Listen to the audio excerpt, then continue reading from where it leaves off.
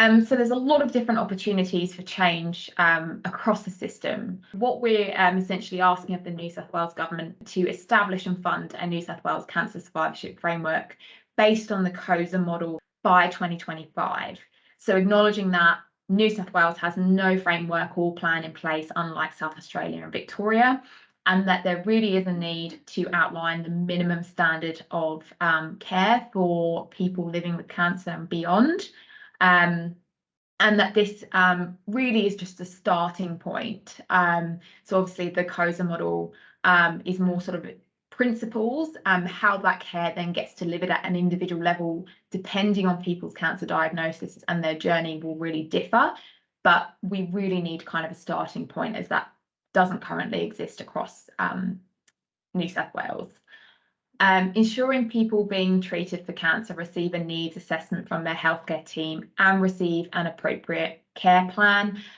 So a care plan that is tailored to those needs as well, whether that's sort of physical needs relating to sort of late effects of treatment, side effects from treatment, you know, things like the exercise classes that we noted in the unmet needs survey, access to or referral to psychological counselling, information on things like how to eat well, or you know, what screening they may need to attend.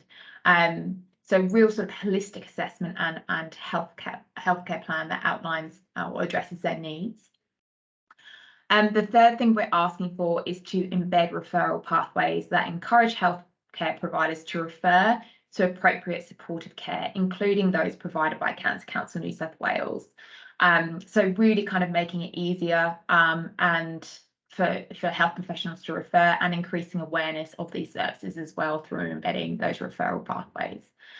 And also acknowledging that a large part of optimal survivorship care and the provision of that can actually sit in primary care. We are also asking the New South Wales Government to work with the Australian Government to ensure that primary care providers are supported to provide survivorship care, whether that's through increasing their capacity or having a Medicare or an MBS item number in place, so people are actually able to access more services without out-of-pocket cost. And you may have seen kind of in the news recently that the federal government are looking at primary care in Australia and have set out some recommendations or improvements to primary care, and we're hoping that sort of, if that follows through, that might actually change or impact sort of that survivorship care that people may receive as well.